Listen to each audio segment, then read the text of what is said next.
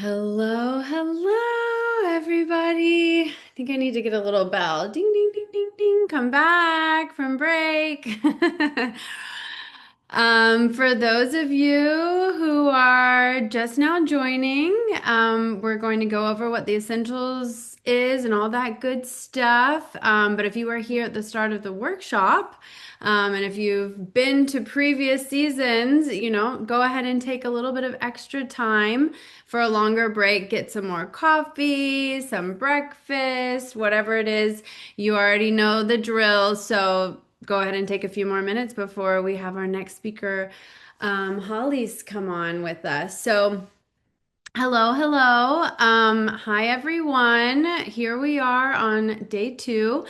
As you might notice, I am co-hosting by myself. My name is Danielle Viasana, and my rock and wing and right hand lady, Polly Irungu, had to step away. But here we are. You got me, you got half of us. So here we go. Thank you again to our speakers this morning, as well as to all of you in the audience participating. Y'all have such amazing questions, and we've gotten into some really deep conversations and really positive. So keep that energy up.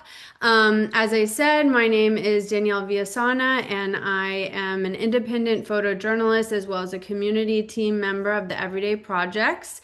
If you don't know already, the Essentials are free online classes about navigating the photojournalism industry. This is our sixth season. Wow. And it's all been made possible by partnering with grassroots photo organizations working towards inclusivity, equity, and access in the media. That would be the Everyday Projects, Black women photographers, and Photo Wings. And so who are those amazing organizations? The Everyday Projects is a global community of visual storytellers, all committed to using imagery to combat harmful misperceptions and to rise above persistent inequality through photography.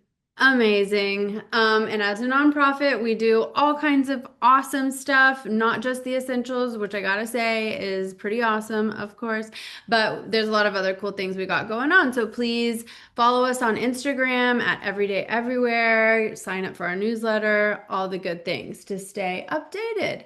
Like I said, Polly Arungu had to step away, but I will do my best to fill her shoes. Of course, it's impossible. She's amazing. But Polly Arungu is the founder of Black Women Photographers, and they're in their fifth year. I can't believe it. I remember when Polly started it, and she was just, I mean, she was a force. She made it happen. And they are a global community directory and support hub with over 2,000 Black and African creatives across more than 60 countries. That is so amazing. And 35 states in the United States. And what began with the Black Women Photographers COVID Relief Fund to support Black photographers facing financial hardship during the pandemic has since grown into the largest provider of grants, resources, and gear for Black and African women creatives. It's so cool. This just came from an idea that Polly had, and look what she's doing now. To date, BWP has awarded over $230,000 in financial grants and provided an additional $80,000 in cutting-edge camera equipment to help empower BWP members.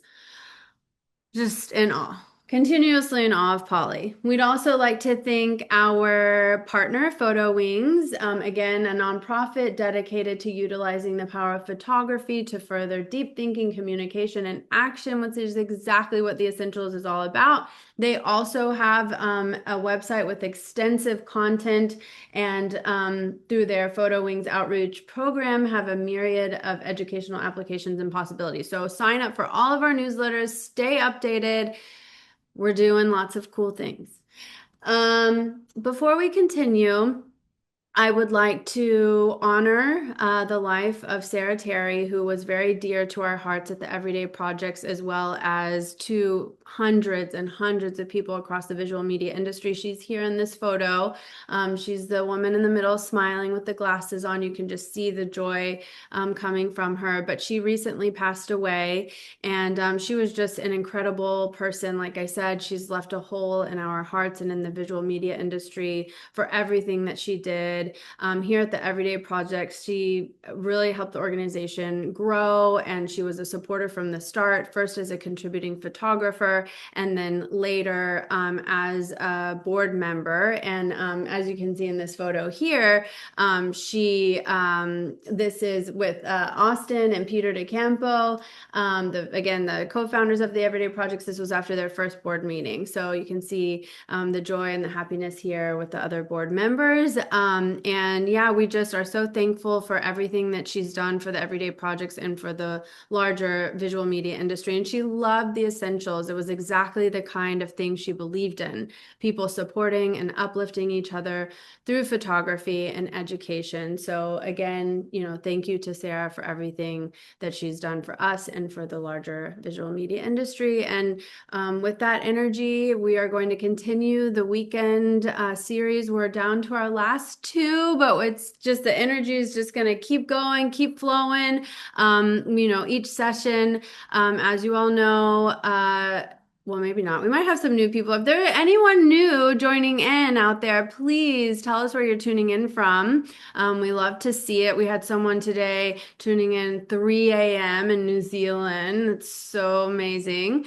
But yeah, if you don't know already, each session has a large amount of time for Q&A. This is an incredibly safe space. There's no question that's silly. We are open books here, and this is what we're all about. Sharing information, sharing knowledge.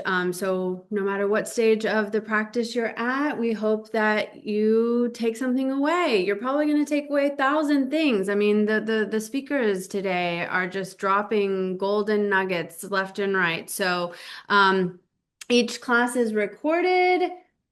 There we go. If you haven't already, please follow us on social media, sign up for our newsletters. Each class is going to be recorded and the videos are available on our respective websites. Again, bookmark those websites, tattoo them on your hand, whatever you got to do, follow what we do throughout the year. And again, Photo Wings also has a very large archive of great videos on all facets of photography. So make sure to check those out too. And without further ado, I am so excited to jump into this next session with Hallease. Hallease, I always feel like it's like a stage. Welcome to the stage. You can come off camera so that I can introduce you and see you. Yes, there we go. Oh my goodness. I have to say, I kind of feel like I'm meeting someone famous. When, yeah. And by the way, I love that we have a Texas connection. So we gotta, I know you're in Atlanta now, but if you ever come back to Texas, please let me know so we could get together for a coffee or something. But for those of you who don't already know Hallease, she is an Atlanta-based filmmaker and storyteller who discovered her love for filmmaking at 12 years old. 12. Amazing. When she purchased it, I'm probably not even saying this correctly. You can correct me, Hallease, but a high 8 camcorder and her chore money. Awesome. Her chore money. That is just wow. Since then, she's documented her life as proof of the power of her existence and effect on the world. I think if we could all live by that, we would be as amazing and powerful and just slaying it. After studying filmmaking at the University of Texas at Austin, Hallease built a successful career as a video producer, director, and editor for brands like, maybe you've heard of them, HP, Dell, and Pella. In 2018, as a YouTube creator for Change and Adobe grant recipient, she started Stumblewell, her creative production company. In 2019, she launched Say It Loud with Austin PBS, an African American history and culture channel that grew That grew, everybody, listen up, to 100,000 subscribers in under 10 months. Oh my God. As a 2021 Adobe Creative Resident, she produced This Could Have Been an Email, a comedy web series about two Black women running a DEI symposium. Yeah, I gotta watch that. Um, Today, Hallease produces content for clients, including Ford Foundation. Again, not sure if you've heard of these companies, but Ford Foundation, Target, Spanx, no big deal. While teaching filmmaking through stumblewell.com and Skillshare. So, Holly's, wow, thank you so much for taking the time to join us here today to talk to us about um, how to create a sustainable practice, how to navigate contracts and money and all of those things that are like, wait, we have to worry about that too. Of course, it's one of the most important things, right? To create a sustainable practice. So thank you so much for being here and sharing your wisdom with us today. Yeah, happy Oh, to be here. oh, Thank wait, you so much. sorry. Hold on. Uh-oh, okay. Ta-da! Okay, gotcha. There we go. Lovely, lovely. But yeah, thanks for having me. Hello, everyone in the chat. I'm seeing everybody like pop in. And yeah, some new people as well. So you've never heard of me, and I love that. Thank you. Hopefully I can give you some food for thought by the end of this session, and yeah, answer some questions. But yeah, I guess without further ado, because I know we have quite a bit of time, but I know I'm not supposed to go like too long so we can get to the questions. I'm gonna go ahead and share my screen because I did put some slides together and hopefully Zoom likes me and we have a great time. Because sometimes Zoom doesn't like me, which blows my mind. Can y'all see my Yes, screen? beautiful. Lovely. Wow. Okay, Okay, bet. excited. Great. So yeah, as Danielle said, my name's Hallease. I'm a filmmaker, storyteller, content creator, interneter. Okay, based currently in Atlanta, Georgia. And yes, I started Stumblewell, which essentially is my creative production company that just houses all of my creative projects that I work on. I just put them all through the company. And I've been in business with Stumblewell since 2018. So today I'm gonna vibe with y'all, as my session said. I'm gonna vibe with y'all on a couple things and give you just food for thought nuggets, and then we'll get straight to the questions too. Because again, I know I'm gonna try not to ramble, but I did kind of pack this in with a lot of stuff. So yeah. But I think this session is going to be great for anyone who's like a one person production company. So I am the only full time employee of my production company, but I do work with contractors pretty regularly. So I do have people coming, rotating in and out. And then also for people, maybe some of y'all are, and I'm seeing this a lot with photographers in general, maybe some of y'all are kind of starting to dabble in the content creation. You've built a following based on the photojournalism you're doing, or just the photography in general you're doing, or the content you're creating about how you get the photos, etc. And you've grown a bit, and now, a brand's starting to holler at you a little bit, and you're like, oh, I don't really consider myself a content creator, but I'm not gonna say no to a brand deal, you know what I mean? So we'll talk a little bit about that too. So yeah, that's the rundown. Again, I'm gonna kind of be teetering back and forth between like, basically we're all multi-hyphenates at this point, I feel. So I'll be teetering between the freelance struggles and kind of content creator struggles, because I also live in both worlds simultaneously all the time. So the first thing I want to talk about is budgets. So when I started Stumblewell back in 2018, I really started on thoughts and prayers. I'm not gonna lie. I got, as she kind of came over with my bio, I started Stumblewell because I got two grants back to back. I got a grant from Adobe to teach people on my then very small YouTube channel about how I made the videos I made. And then I also got a grant straight from YouTube to combat hate speech and xenophobia, which was pretty big on the platform at the time. And I made two short film documentaries on my channel about that. With those two grants, that was how I quit my full-time job. And I knew I was about 18K that I had from those two grants put together. And I knew collectively I could keep that money and keep myself alive and float until about December of the year.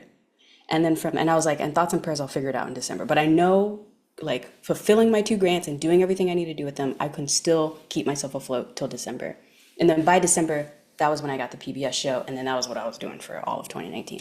So just to give you a quick backstory of like how I got going, in 2020, that was when I finally was able to take a break, take a breath, if you will, because I went from doing those grants, then doing PBS, then as y'all know, everyone took a break in 2020, whether you wanted to or not.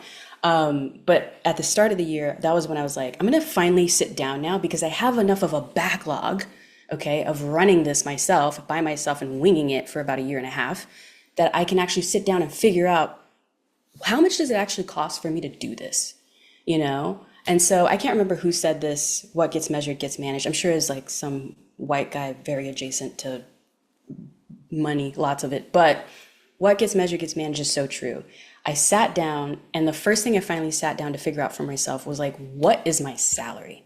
And the question I asked myself with that was genuinely, okay, realistically, how much does it cost for me to exist? And this is where you kind of have to be really candid and honest with yourself. If you have a partner, you know, I'm married. If you have a partner, talking candidly about that with them. What are your long-term financial goals? But my husband and I sat down, and I realized pretty quickly when we did the numbers, figured out the budget, that I needed to make sure that I was contributing at least $3,000 a month to our overall living expenses. And so I was like, okay, bet that's my salary. So that's how you see the 36K up there. And then from there, the rest is like all of the things I knew at that point that it cost for me to keep the proverbial lights on of Stumblewell.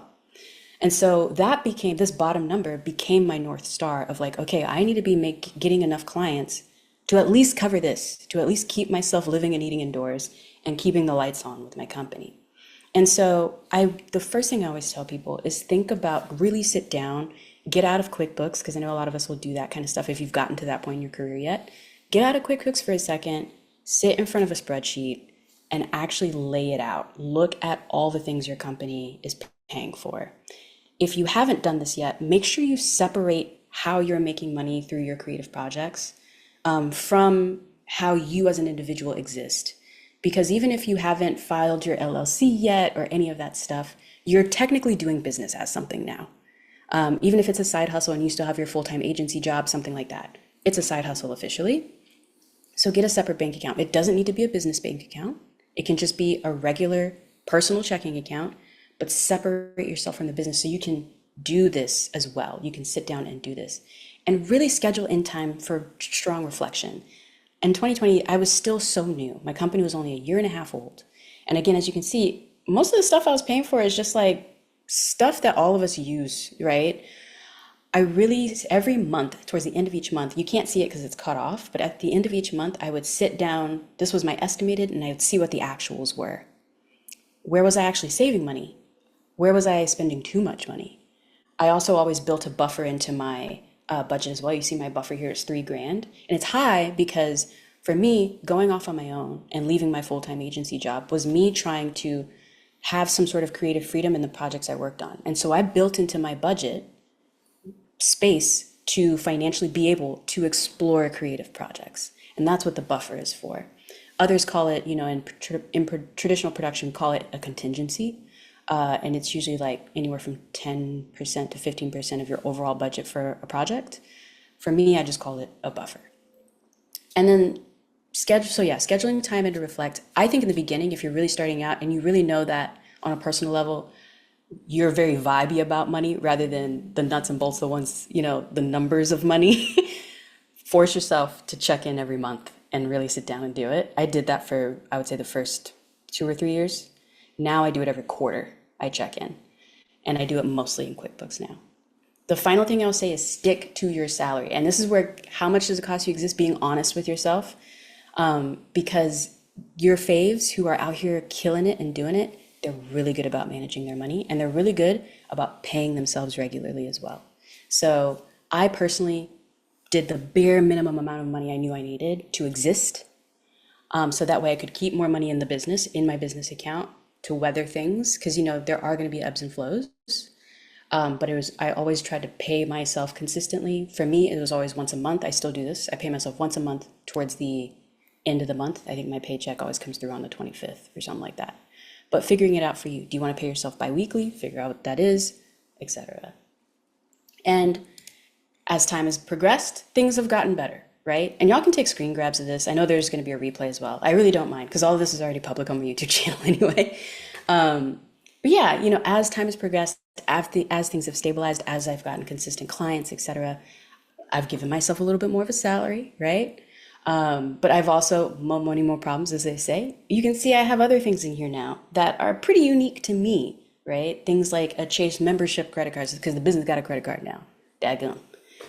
Or things like the car. Unfortunately, I had to buy a new car. And I say unfortunately because I hate paying for cars, but I had to buy a new car. Annoying, you know? These are all the types of things that you have to keep in mind as your business grows. As you get better, your worries graduate with you.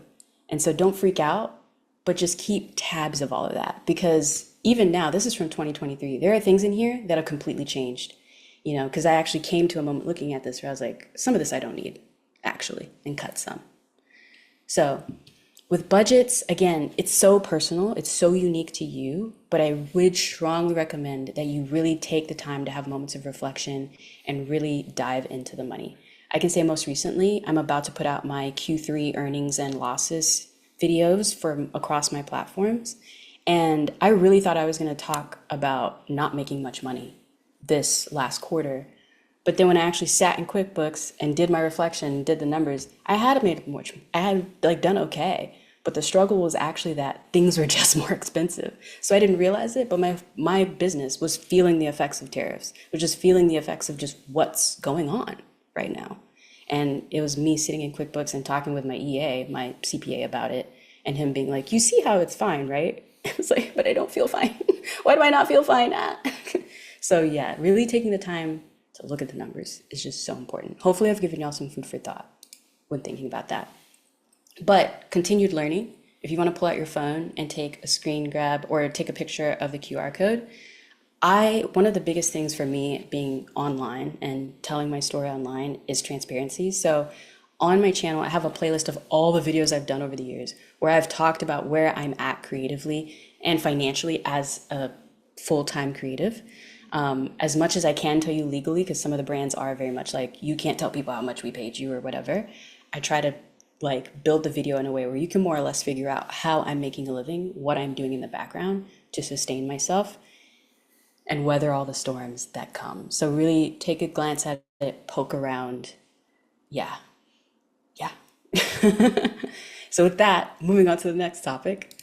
And I don't even get to see the chat. Hopefully y'all are good. I know they said they're going to keep the questions for me and stuff, but dang. All right. Oh, you're Next thing we're going to doing talk about. amazing. You're doing amazing. We're all just like over here, like, oh my God, we love Hallease. We love her. Thank you. Thank you. All right. So next thing we're going to talk about contracts. And before we get into the nitty gritty of contracts, like specifically like the document, I want to talk about something that I think is really hard, especially in the beginning, which is figuring out like a day rate or a project rate. Now, I know this is photography focused. Maybe some of y'all are dabbling in video too. But I'm just going to give you ideas around how I figured those things out for myself, and maybe you can apply them and it can help you get to those firm numbers faster. So one thing I always say is comparison isn't always the thief of joy when figuring out, especially a day rate. So for me in the beginning, when I left my full-time job, I was getting offers to do small DP projects with local small businesses, local nonprofits, etc., and I had no idea what to charge for a day rate. But before I had left the video agency I worked full-time for, I had worked with a really great DP on a lot of different projects, and I knew his day rate. And he had already been in business for, freelancing for, at that point, probably 20 years. And he was a one-man band. I knew the gear he had. I knew how he shot. Like, I just knew him. And I knew his day rate was $1,100 a day. And so I thought, with the gear I have and the skill set I have, overhead I have for myself, I would say I'm about 60% good as him at DPing. And again, I was really honest with myself. I was like, I think I can do about 60% as good as him on any shoot in a given day. And that was how I figured my day rate. Figured out my day rate was about $550, $600 when I first started out for DPing and being a videographer. And I knew that was good because when people approached me to do it and I told them my day rate, they were like, okay. And there wasn't too much of a pause or too much of a ah. They were just like, okay. And I thought, all right, so I am more or less where the market seems to be. I'm priced appropriately. Now, over the years, I have always considered inflation with my day rate. My skill set has gotten better over time. I've upgraded my gear over time as well. And now I would consider myself as equal as that DP that I worked with then. So my day rate is more or less the same as his. If I'm doing DP stuff, which honestly is quite rare at this point, usually the most of the time I'm getting hired to be the producer. So I'm probably doing everything a DP and sound person would do, and directing, and just all of it, and bringing in contractors to help me out. But hopefully that can give you an idea of like how to figure out your day rate. Collaborate across, know your community, and see others that maybe you think you want to be on par with. See if they'll be open with you about telling you what their day rates or project rates are, which they should be. Like, you don't really want to gatekeep that stuff, because in the long term it helps everyone, so no one's getting undercharged, and also so the people with more skill set aren't having to lower their rates so much because maybe you as a newbie are charging too little, and so you're actually messing up the market that way. So try to collaborate across and meet up with others creatives and see if they'll be candid about what they're paying or what they're charging for projects. That being said, that day rate I have is my for-profit rate. I also have a nonprofit rate when I'm working with nonprofits. And when I say nonprofits, I'm not talking about the Ford Foundations of it all, right? I'm talking about, the local nonprofit who teaches girls after school and like puts camps together. Like, I'm talking about grassroots nonprofits, small. And usually what I do for that is my day rate drops to like 30%. And I tell them candidly, hey, this is my nonprofit day rate. My for-profit is actually usually this. Here's why I'm charging this though for y'all. Also, because I just love working with nonprofits. The stories just tell themselves, and you just feel, it kind of feeds the soul, like, for sure. And then I also have an independent rate. And the independent rate is like the homie rate, like, again, you want to have the ability to explore creative projects. You never know what's going to come up that can inadvertently get you to the next phase of your career. So, for example, a friend of mine was working on a proof of concept trailer for the teaser of the feature she wrote. And so she's trying to get funding to get people to understand the visuals, like what it's going to be. And she reached out and was like, I'm doing a night shoot. It's just 2 nights. And she's paid for everything. She's paid for the location. She's paid for the actors. She's investing a lot into it. And she's like, I just need someone to do BTS for me, so I have the behind the scenes of like doing this whole thing. She was like, can you do it? And I was like, yeah, girl, I got you. What do you need? And then she was like, yeah, I mean, what's your rate? And I was like, this is in Atlanta. So I was like, you feeding this man? And she was like, yeah, I'm Chick-fil-A. Everyone's getting Chick. I was like, that's great. Make sure I get like more nuggets and we're good. Because for me, it was fun. It was fun to finally be in the community, see other creatives on a set, on a truly independent set, and see how she works with them. So I also got to see how she is as a producer, as a director. Like, again, these are ways that you can collaborate across. And also, there are more ways to be fed besides like working for money. Sometimes you want to work on these types of projects to feed your soul a little bit too. And just remember why you do all of this. So keep that in mind as well. Now, for project rates, the way I think about a project rate now is I often will think about the margin. So I'll go through and figure out, more or less how many days are we going to be filming? Okay, what's my day rate? How many people am I bringing in? What do I need to pay them? All of that kind of stuff, I'll label it all out. And then the next thing I'll do is I'll add like a 15 to 20% margin, because I'm not a nonprofit. I'm a for-profit. I need to make money. And so that's how I figure out my project rates usually. But the first thing I do with a client, if they come to me saying, hey, Stumblewell, can you produce some videos for us? We're thinking we want X, Y, and Z. My first question to them is, oh, what's your budget? Because most clients, if they're looking for video, they have a budget in mind actually already. And you shouldn't be leading with a per video. I don't have a per video like rate on something. I always go per project. And usually what they do is they come back with me with what their overall budget is for video in general. And based on the meetings we have and knowing what their budget is, I then respond with, here is what Stumblewell can do for you within that budget, knowing what the goals are for those videos, like what you're trying to accomplish. Is it a KPI? Is it like more awareness? Is it, about the founder type of video? And that's how I put my budgets together. I very rarely just shoot them a number. I always put the project based on what they tell me their budget is, and then that tells me what I can actually do for them. So keep that in mind as well. And then another QR code, you're gonna have a couple QR codes through the presentation. So with this one, First off, huge disclaimer, I'm not a lawyer, amen. I am not financial counsel, I am not a lawyer, I'm just a girl trying to help you out, okay?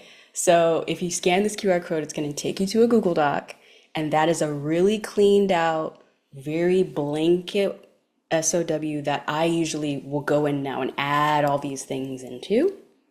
But the point of sending that to you is to give you context of here's how Hallease more or less is doing it when she's working with clients.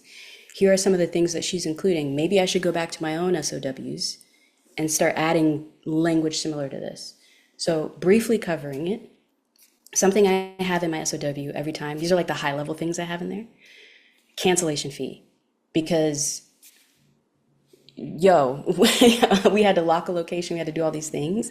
If you cancel within 72 hours or less, we are going to charge you for that. And usually a cancellation fee is nothing crazy, but it is like what it would have cost me for that day. Like me, pay the contractors I already had promised because I've probably, they're waiting for their payment. They've locked themselves away from doing other gigs. Like I have to honor my contractors.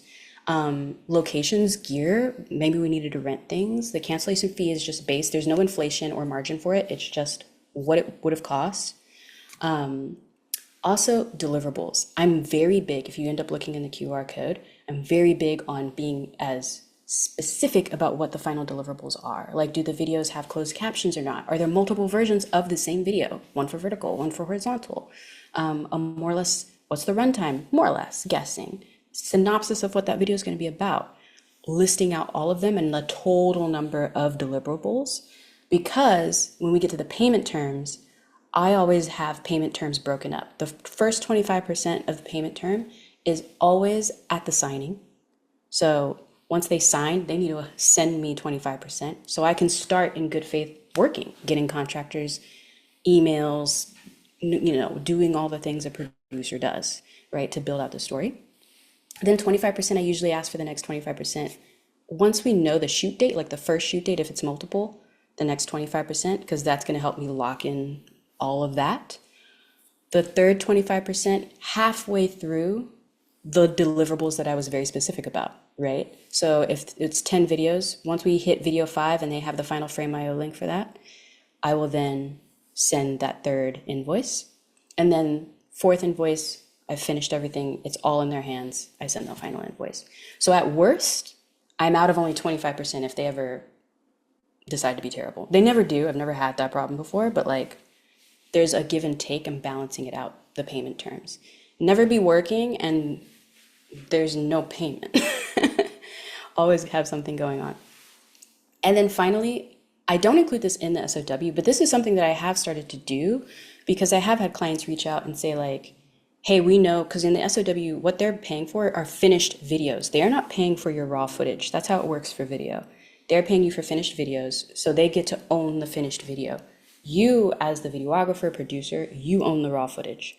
So if they want to take the raw footage and do other things with it later, maybe they want to adjust videos later, or they just want to like see what they can cut out, like create new videos from that, that's a buyout fee. And with my buyout fee, it's always the half the cost of the total amount of the production. So on top of paying for everything, they now pay half the cost of that original amount to do a buyout fee. And with it, I will include all of the raw footage. Sometimes I'll include project files. It depends on how I just feel about the client. But sometimes I'll include the project files as well. And within, I tell them that I'll send them 3 different hard drives to 3 different places in the continental United States, if it's a US client, obviously. And that's my buyout fee. But they got to pay that up front before I send it out. So that's something else you can offer too, though. Like more and more, I'm starting to work with clients where they are kind of like, we know that you film things a certain way. We like how you do it. We know you organize things well. We just don't necessarily want to have to come back to you for little edits and like all these little things, which makes sense. I totally get it. And so I'll work with them to figure out a buyout fee. So keep that in mind as something you can offer. Now, I know we're getting, I gotta move. All right. Now, final thing, contracts. On the content creation side, if you are starting to get approached, here are some things to think about with that, okay? The first thing, never accept the terms. Never do it. And I'll see this usually with people who haven't been approached by brands before and they're just excited to be approached by a brand because it is exciting. Like, you're being noticed, that is good. Let's clap for that. But it is like your rights in the contract and the terms. So never accept the terms. Always be ready to redline anything and everything. Don't be afraid of the confrontation of going back and forth on a contract. They're expecting it. Okay. If they're an agency that's been doing this for a while representing a brand, they're expecting you to go back and forth. It's not, you're not going to scare them away. And if you do, they weren't on the up and up anyway. So, okay. The other thing I would say, if they said yes too fast, again, great job for getting the gig, but you probably didn't charge enough. So the yes is nice, but it also means that you probably left some money on the table. So in the same way with clients, I ask, what's your budget? Sometimes when a brand approaches, the first thing I ask, what's your budget? And what can I, as the content creator, influencer, whatever, do within that budget? So keep that in mind. Convert that PDF that they send to you, because they're usually going to send a PDF because they don't want you to have red lines, but they are expecting them. Convert it to Word and switch it in Word to like review changes, to follow changes, right? And start cutting stuff up in there. The other thing I would say to think about is if you have a multiple platform system, maybe you're on YouTube, Instagram, and TikTok like me, think about each of those platforms as a different billboard. For me, Instagram is currently my Times Square because that's, even though it's not my biggest platform, I would say it's where I have the most quote unquote influence, right? Instagram is my Times Square. I would say TikTok is my Highway 20 heading out to Alabama. Like, people kind of know me over there, but they don't really know me over there. So to post something on TikTok versus to post something on Instagram versus to post something on YouTube, which is also a pretty big platform for me, they all have different rates. A lot of brands I'll see will try to get you to syndicate. They'll try to get you to create a reel for us, but then also put it on your YouTube because we see you have one. We also put it on your TikTok because we see you have one. All the same, just one flat fee. No, you should be negotiating each of those fees if they really want that syndication. So keep that in mind. And then terms you should be looking for. Again, I'm not a lawyer. You should definitely consult a lawyer if the contract is really scaring you. I get that lawyers are expensive. I've worked with a few. But if you're starting to get into the high five figures of things for brands, it's worth it to hire a lawyer for an hour. It really is. Or to hire a lawyer to help you with that negotiation. In perpetuity means forever. So if they're not giving you forever money, they should not be getting in perpetuity. So if you're seeing that language in there, immediately start crossing it out. Now, there are brands that I do have things in perpetuity with, Adobe being one of them. Because it's also really good for me to be like known with Adobe. You know, that's a great thing brand to have in perpetuity with. But if they're asking for in perpetuity, they need to be giving you in perpetuity coins. Add some zeros to the fee. All right. Whitelisting. This is when a brand wants to run ads on whatever you end up creating. Realistically, that's usually around a 3-month to 6-month term. Sometimes, depending on the type of thing, it'll go to a year, which I've done as well. But if they're asking for, again, whitelisting, in perpetuity, things like that, that's more money that you can ask for. Exclusivity, competitors. You can't be working with Sony being like, oh, this lens is dope, blah, blah, blah. And then the next day, oh, Nikon's amazing. Oh my God. Like, you can't do that, right? So most brands are going to have an exclusivity clause of usually around 3 months because people on the internet have short attention spans. But if they're starting to go beyond 3 to 6 months again, now they're potentially making it harder for you to work with someone else, especially if they're not going to pay you anything else. So consider that's another thing to either redline, figure out, agree to, but switch up. What do you want to do? General liability insurance.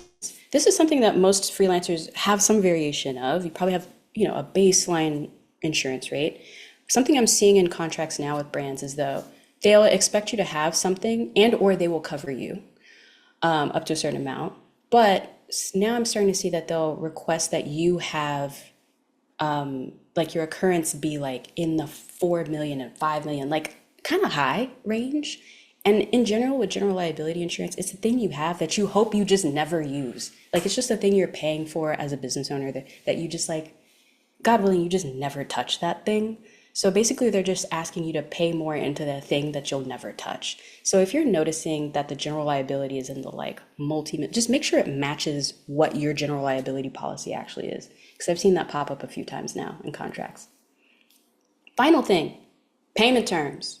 If anybody is giving you net 90, that is the biggest red flag in the history of red flags.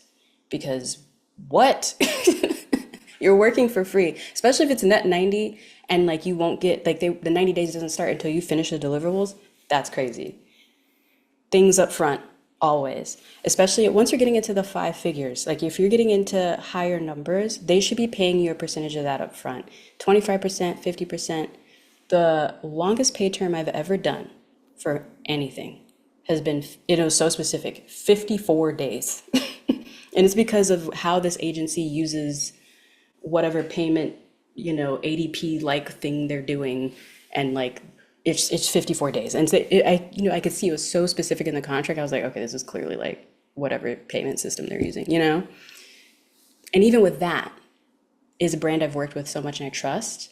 And so they were doing, yeah, it's 54 days, but we're going to pay you up front first half upon signing to start that 54 days. So that way, by the time I was done doing like wave two of wave five of the thing, I already got my first half of the payment. Does that make sense? So just be really mindful of that. Because here's the thing. If an agency is waiting 90 days to pay you, one of two things is happening. One, they don't run their agency very well and they're operating constantly at a deficit, which is not good for you because they could go under at like any point. That's crazy. Or two, they run their agency really, really well and they've already earmarked that money for you. But what they're doing is they're putting it in some sort of account that is making interest. So that way they can make money on the money that they owe you, which isn't cute. Like, come on, you want to get paid on time. There's no reason, like, if you were a W-2 employee, you'd be like knocking on doors, being like, what the heck, not paying me in 90 days? Doesn't make sense. Don't allow that. Continued learning again. So when I was a Adobe resident, I did a video podcast called the Trying to Be Somebody podcast. And on it, I interviewed mostly people of color about their creative careers with the goal of helping everyone. And there's a few episodes on there that I think, I mean, all of them are great, but there are a few that I think really touch on finances, contracting, budgeting a lot. The first is with Temi Coker. He talks about freelance struggles a lot. And that's somebody that I actually will call a lot and be like, yo, what is life right now? And then he's like, let's talk brass tactics, let's talk money. He's great for that. Evelyn also, her episode, she actually quit her full-time job and she goes into the detail of how she saved enough money to do that and basically gave herself a sabbatical, or what I'm hearing them now called micro retirement, which I've done one of those as well. She talks about the finances, how she made that happen. And then Stephanie is my former lawyer. She used to represent me and manage me and handled all of my red lines and contracts. She is also a lawyer herself and a content creator. Her episode goes even deeper into contracts on the creative side of like language you should not be letting happen at all in a contract. So you can watch it on YouTube, Spotify, or I mean, anywhere podcasts are distributed, you should find it. But those are like the two that I always tell people about. I have talked so much. I probably threw a lot of info at you. Thank you so much for having me though. Anyone have questions? I will try my darndest to answer them. Wow. I just want to like clap. Like, you are amazing. Oh my goodness. I hope you have a chance to look in the chat and yeah, I think all of our minds are just like can we follow you? Like literally, like I just what would Hallease do for real? Like that's my new mantra. Also, you're so hilarious and funny. Like, oh my gosh, Rebecca, who I didn't mention in the beginning, she's behind the scenes. She's on the community team of the Everyday Project. She's there helping us. We were just like, oh my God, Hallease is so hilarious. She's so awesome. We're just like big fans, big fans. So we got a lot of questions for you. I mean, Okay. look, this has like been the most like chatty chat. People are like, yeah, big fans of you. But let's stay focused. Let's stay focused on the topic. Okay, so starting off, let's see, we've got so So I know you talked about the, I'm going to try to take the questions in a little bit of a sequential order here. And Okay. yeah, but you did talk a little bit in the beginning about, how you got started. But if you could kind of delve a little bit more into that, someone says, what kind of projects, tasks can someone starting a production company start to work on? How can we get started with no experience in order to gain clients? So I know you touched on that already, but maybe we could just delve into it a little bit more. Yeah. So, I mean, briefly, so I went to school for film in Austin, and then after that, I worked for a little boutique production company in Austin that has since gone away. And then that was like where I got to hone my skills. And I'd interned with them before for free. And so it was like kind of that perfect storm of they really needed an editor slash producer. They could only afford someone who's just kind of starting. I'm just kind of starting, so on and so forth. But what helped with that was that working for that little production company helped me get more real world like examples. Because in film school, you have your like film school projects, you have your little spec stuff that you're doing, and it's great, but usually it's a little too artsy to kind of sell you to a, a production company that's just out there doing like the business to business stuff. Mhm. And so I would say the sooner you can build like business to businessy kind of specs projects that you're doing, maybe you can just solicit a local business. I have done projects for free in the very beginning, projects for free for companies that I really believed in and like wanted to see them succeed. But I made a little about the business, follow the owner for a day kind of videos. I've done a few of those for free in the beginning, just so I could have something to put in my reel to then help me get the next thing. And then by the time that agency went under, then I worked for a bigger agency because of that DP that I told you about with the day rates. That agency went under. I reached out to everyone I had worked with that agency, like, hey, it went under, but I'm still here and I have skills, remember? And the community, got me that next agency job. And that one ended up being great. Like, I worked there for 5 years. I was her first full-time employee. And it was just a huge, amazing experience. So all the Dell HP stuff, that was all with them. Oh, Yeah. amazing. Cool. Yeah, I mean, something that I think, we kind of made a joke yesterday with the speakers that, we kind of kept repeating, like, don't give up, don't give up. But a common, thread, listening to you and the other speakers is, again, kind of just start small, start where you are, build slowly.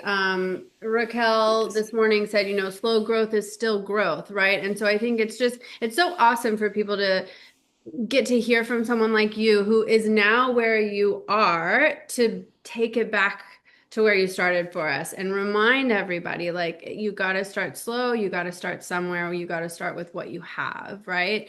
Um, Yes. like even Angela earlier saying, I bought a DSLR and it didn't have video, but like I started somewhere, right? So thank you again for, that reminder and just being so generous and open with your path and your knowledge and how you got to where you are, which is like really big.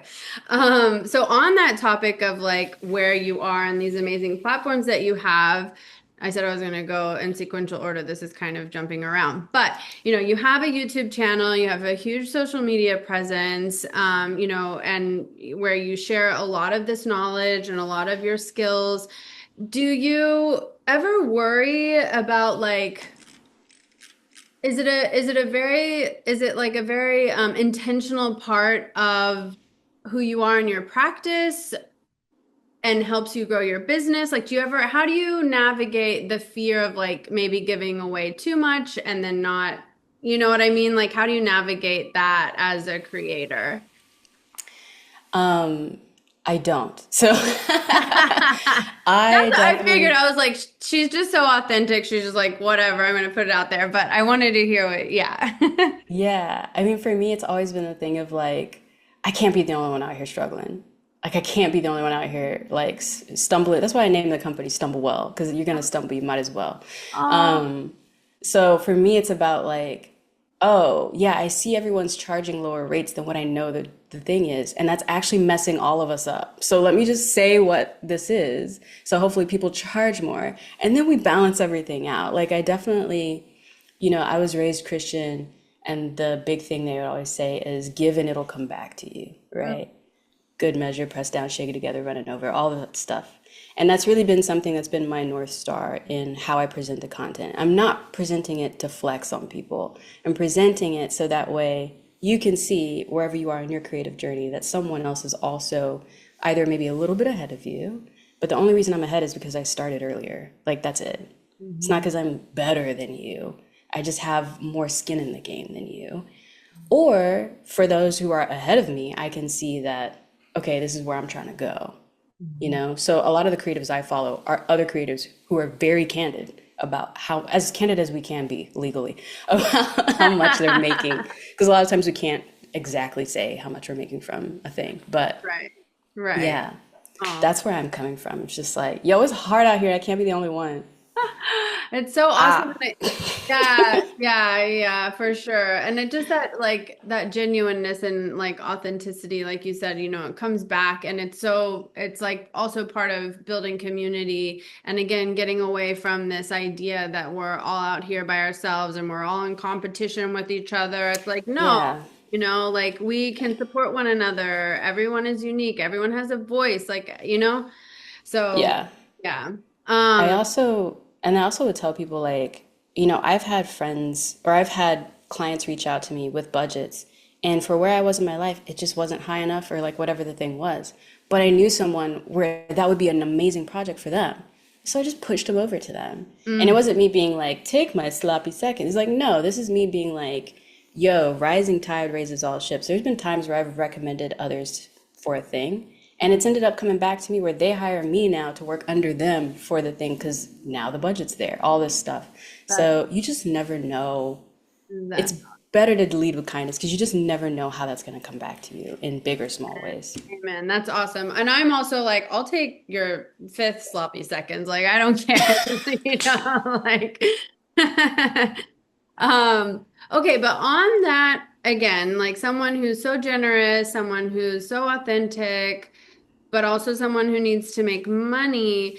So I'm not in the commercial realm, although I'm like, what am I doing with my life? No, I'm kidding. I mean, I love the editorial. It's where my heart is. But, oftentimes I think as freelancers, we get into this little bit of a predicament where, you worry that if you respond with too many questions, or if you don't respond fast enough, or if it takes you too long to get to the like final number that you agree on, you might lose the gig. So how do you Yeah. like, do you have specific like phrases that you include in that first email? For example, do you say, this is my rate, but I'm willing to work with your budget? Or do you wait and see? Like, how do you navigate that fear of like, I don't want to lose this gig, but I also don't want to undersell myself?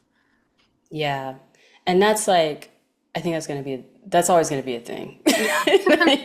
Like, Damn it. unfortunately, I thought you that's had always going to be, that's always going to be the struggle. it. But I generally, because here's the thing, I know I'm going to give a lot of time and energy to the project. And so I just kind of come in at the jump being like, I need to have a firm understanding of what you want so I can give you a number that makes sense. And I just kind of come at it candidly from that. Mhm. Something else I'll offer, or this is actually something that a producer taught me who I used to work with, and she ended up being an amazing mentor, is a lot of time with clients, they don't actually care about the finished video, actually. What they really care about is how you made them feel through the process of making it. And so, on the one hand, yeah, I'm kind of bombarding them with questions and things like that. But on the flip side of that, I'm also answering questions that I know they're going to have before they even ask them. I'm very communicative once we have signed and like things are moving forward. So, where the biggest thing that keeps clients coming back to me is that they just remember that it was a seamless process to work with me once I knew and they had communicated what they wanted, Mhm. and we found what the agreement was.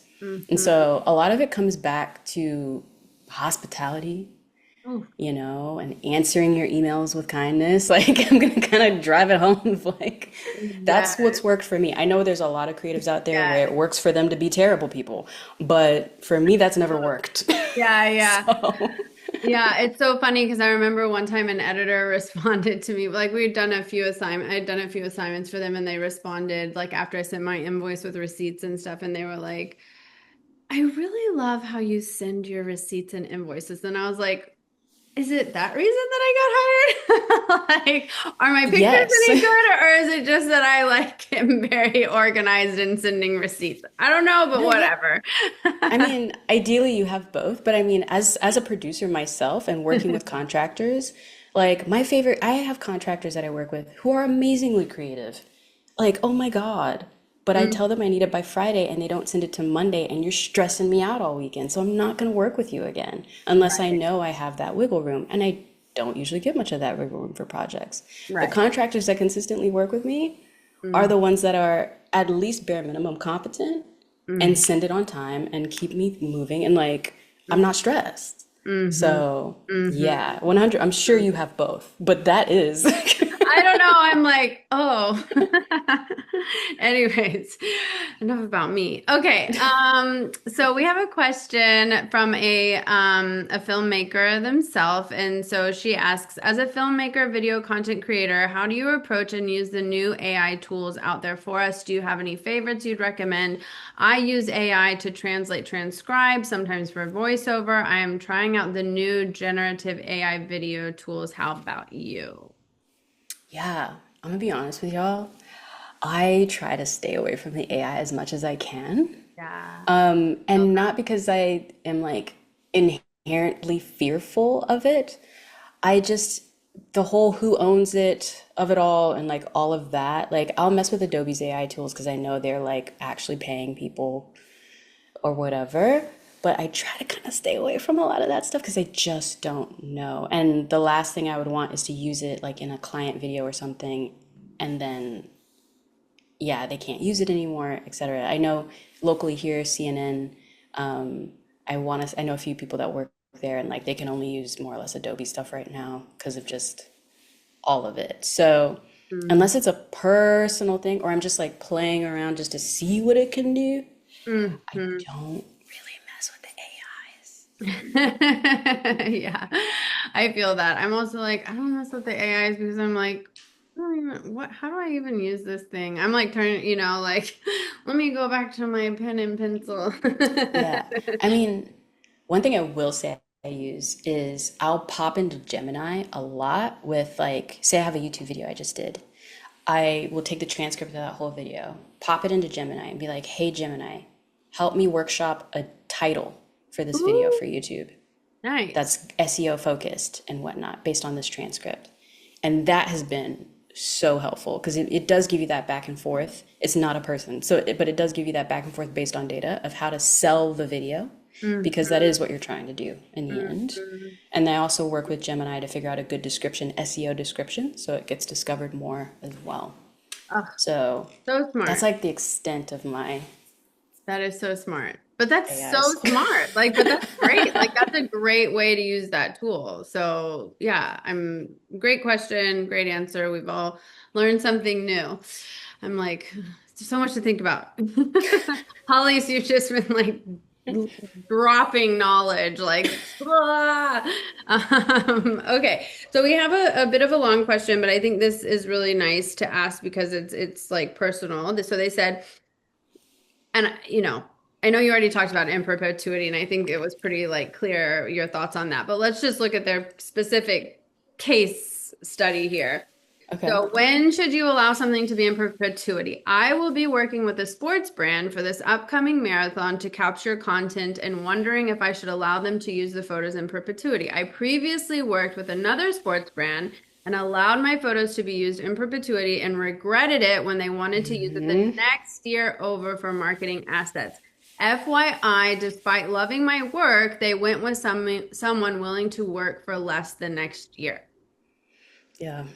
Yeah. Yeah, they did, didn't they? That's how that goes. And so the question is like, how do I think of in perpetuity in that Yeah, way? like I guess what they're saying is, let me go back to it. Hold on. I think we all answered the question, just like never ever do it, right? Well, I mean for not ever. Wait, let me go back to yeah. the question. Oh my gosh, it's like showing us the questions from all time. Okay, here we go. Wondering if I should allow them to use the photos in perpetuity. I previously worked with another sports brand. Okay, yeah.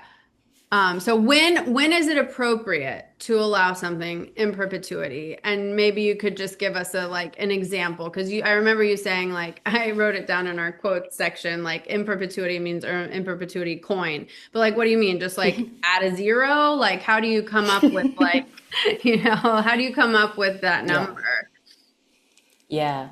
And here's the thing, and that's hard because for you, photos, I feel like there's so much of a understanding about who owns photos. Like the photos have been Right. around as a medium for ownership so much longer than video. Mm, And so I feel like there's a lot more precedence there with them trying to do in perpetuity and clearly not potentially pay you for it, which is like really rude. So my thought with that is balancing out what is an appropriate number for you to allow for in perpetuity to happen. I mm. can give a rough example. Um, can I give this? Hold on. Can I give this example? Yes, I think I can. So hopefully they don't Everyone get in the mad at audience me. needs to sign an You're NDA. right. Well, so like for example, I am on the Adobe Learn website Mm. and I'm there teaching you Premiere Pro, like for Adobe directly. They hired me for that. Oh, I am amazing. in perpetuity on that. It felt appropriate to do that though. One, it's good visibility for me, right? And even though, I would say in perpetuity can be like a lot more money, it can also just be an appropriately increased price, more money, Mm. right? So maybe whatever the fee is they want, it's the fact that they're asking for in perpetuity, try and just double it and Right. see what they say. And Mhm. again, it might be that learning curve of like, if they're like, sure, then you're Mhm. like, damn, I did just a little too low, maybe. I did a little too Yeah, low. yeah. Or coming back to them with like, hey, I see you have in perpetuity here. The budget doesn't seem to reflect that. Can you give me a new budget that reflects that? And let them come back to you. Because again, they know what their budgets are. Hmm. And you're having to keep in mind that if they have your photos in perpetuity, that means next year their marketing budget they don't have to worry about photography now because they have your photos from last year. Like I have friends that did photos for a company like years ago. And that's the thing about photography, like it can be very everlasting and evergreen for brands. So you Yeah. really do have to try to find that balance of like what are you okay with? If neither of you are happy by the end of the contract but it gets signed, that means you actually probably came to the right contract. Oh, oh my God, I You love know? that. Um, and on that, uh, wait, sorry, in perpetuity, and then, oh my gosh, I just lost the question in my mind. What was it? Okay, I'm gonna skip to something, then it'll come back to We've me. all been there. You're good. Like drink more coffee. Yeah, literally sipping Um, it. okay, so someone says, I'm pivoting from just photography to content creation. What's been your most reliable or surprising source of income as a content creator? Brand deals, digital projects, YouTube, or something else? I would actually say the most surprising one for me has been things like this and like teaching. If you can actually put together a digital product that adds value for people and cuts out the 10,000 hours of learning for someone else, that can Aw. be a very profitable thing. So, yeah, I've put together courses. It's more labor, but I've put together courses before with integrity and not just like, someone trying to like get you to be into some sort of schema or whatever. It's like at the end of this course, you will know how to do this now, And that's been a really great maintenance income stream for me since Mm, 2020. I put my first course out in 2020. And wow. then I haven't put out a course in like 2 years now. Skillshare is probably side-eyeing me if they're watching this, but it's been great. Like even now, after not putting a course out on Skillshare for 2 years, I still get like $300 or $400 a month from them, just from my courses that are still on that website. What? Oh my God, Exactly. that's amazing. At the Wow. height of it, at the height of online learning, when I was putting out courses regularly, I was getting around $2,000 to $3,000 a month just from Skillshare. Okay, guys, I Yeah. gotta go. Bye. I'm So like, yeah, Skillshare.com. if you have a That's marketable, awesome. if you have a skill to teach, teach it. Even if it's just doing it this way through webinars, so you don't have to like produce, and just building a webinar situation for yourself and having little cohorts. Hmm. That's amazing. Oh my God. Yeah. Oh, Yeah. you Because are so brandos are great, amazing. but It's so yeah. inspiring. My God, you're just giving us all so many ideas. And again, just we don't deserve you. You're just too generous with your knowledge and your time. Okay, we have a few more minutes and some more questions. Okay, and I remembered what I just lost it again. Okay, here's a quick question. How many hours is your day rate? That's always the like, what is my day rate? Like, well, how many hours is that actually? Yeah. So my day rate is usually 10 to 12. That's what I put. A day for me is considered 10 to 12 hours. And it starts from when I leave my place to start heading to the shoot. Oh, wow. Even if it's like 2 hours away. Yeah, the day started because I'm driving down Highway 20 for you. So you're And starting to I pay don't me. like driving down Highway 20. Yeah. Yeah, so anywhere from 10 to 12 hours. And then the other thing is, I know it depends on the project, but I know some creatives will do a half day rate for travel. So if I have to be there the day before the project actually starts and like fly over, then usually there's a half day rate with that kind of thing. As a producer, that's what I've had to do for others is like, oh, pay you your half day rate for you being in transit to get there. Hmm. So yeah, I'm but 10 just to like, 12. I've just been doing everything wrong.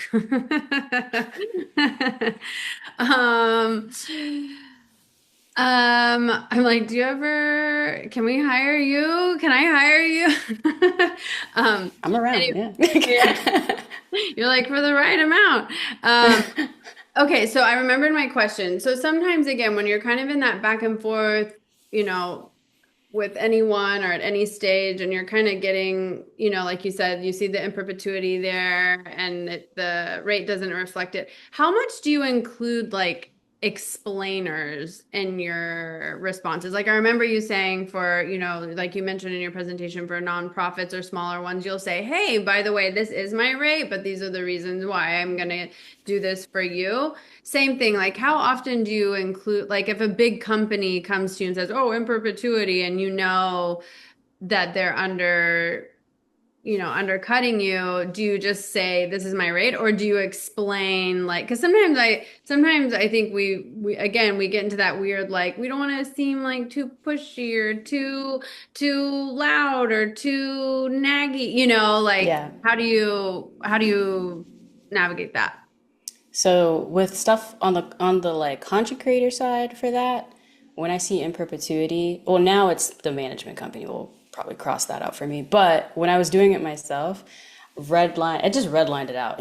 I would see where the in perpetuity thing was, and it just redlined it out.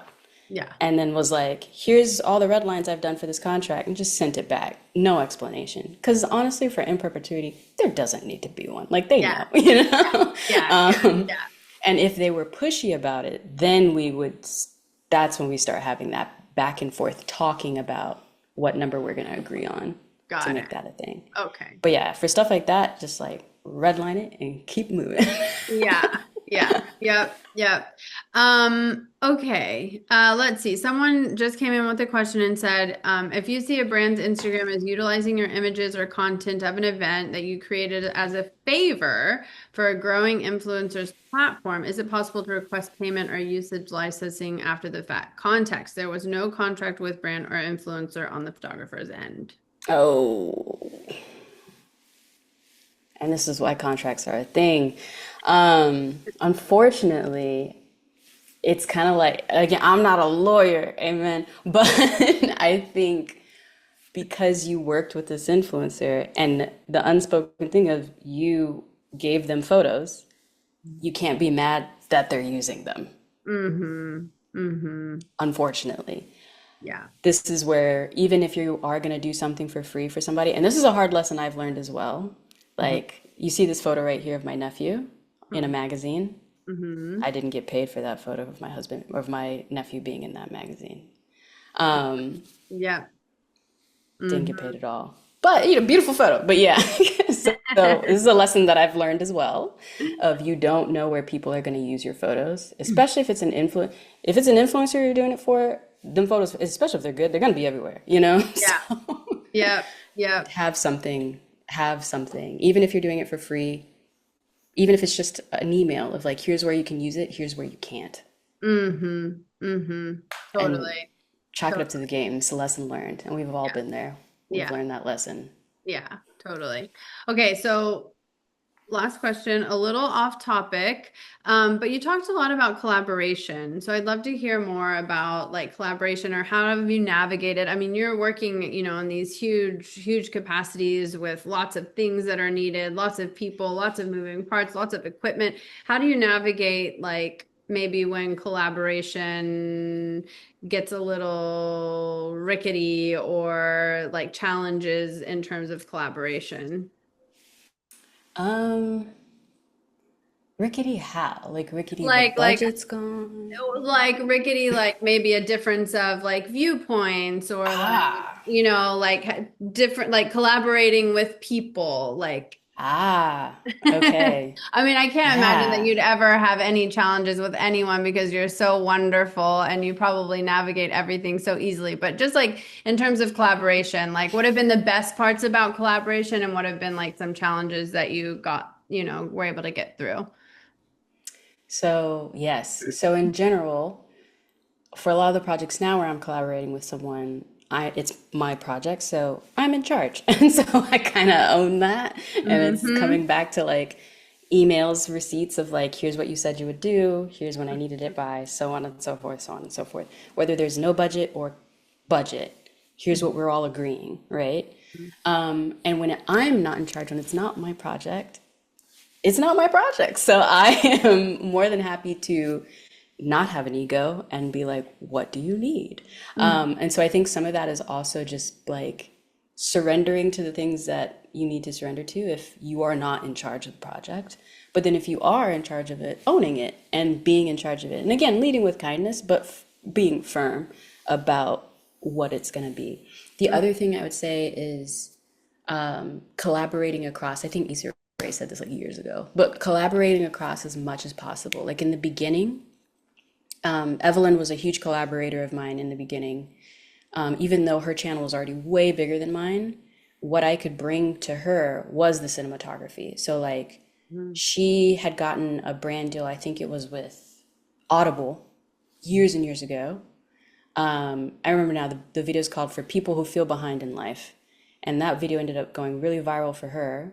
But I was the DP on that video because she really had an idea of like, I had told her, hey, this is when the DJI Mavic drone first came out. So this is like, I don't even know, 2018, 19, somewhere in there. And she really wanted to have drone footage. And so I was like, okay, cool. I'll shoot the drone stuff for you. And from that video, she ended up going viral. It's completely her video, but we collaborated across. Like what I could bring to the project was cinematography. What she could bring to the project was a following and an idea. And Mm-hmm. that's why the collaboration worked. And from that, she got a lot more brand deals. I got more exposure on my channel. Like it worked out. And she also paid me a little bit too, so it was cute. So like figuring out like if you have a Sony FX3 and they've got all the sound equipment, Hmm. you've basically got a crew right there. Now you just need Yeah, some actors, like yeah, yeah. That's collaborating that awesome. way. That's awesome. I love that. Well, you are just so generous and so lovely and so smart and like, oh my gosh, I really truly, I hope when you can take a second and look in the chat, this has been the mo like effusive, effusive. We are just like, we are not worthy. Thank you so much, Hollies, for everything.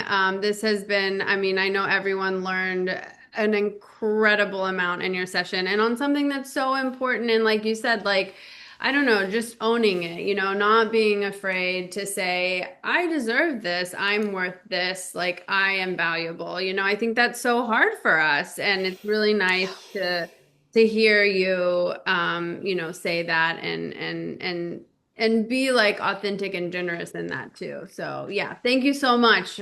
For real. Thank you, thank you, thank you. See, Jay Pamela still says we are not worthy. Thank you. See, yep, exactly. We're just thank you. Thank you so much. If Yeah, no worries. before we go, sorry, we've asked this to everyone. I know I'm like talking. Is there anything that you would like to leave us with? Last words of wisdom. I know you've like said so many, wise things, but just anything, for us in the audience, to hang on to.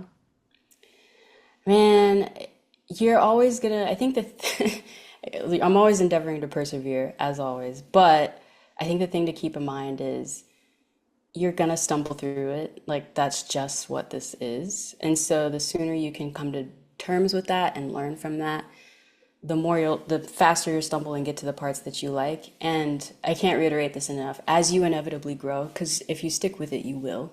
As you inevitably grow, your problems and concerns will graduate with you, right? So I don't have the same problems I had 4 years ago, but they're different now, and they still keep me up at night and stress me out. So and once you kind of acknowledge those two things, then hopefully that can give you a little bit of peace of mind to keep at it. Amazing.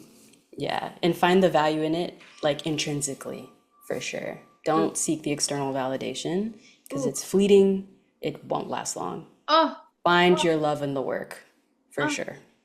oh, mwah, thank you. Oh my gosh, I feel rejuvenated. And I mean, please, okay, so I'm going to do our little outro here. Please take the time to look in the chat. Seriously, people are in awe. But yes, thank you everyone for these amazing questions. This has been such an awesome session.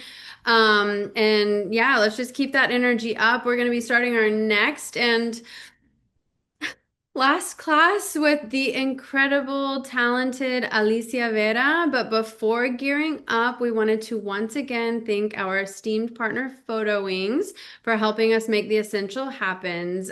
Their mission is to highlight and help facilitate the power of photography to influence the world. And is that not what all of these amazing speakers are doing? I mean, look at Hallease. I mean, Angela, everyone, Raquel today is just embodying that. Just positively influencing the world and everyone around them. So thank you again to our speakers.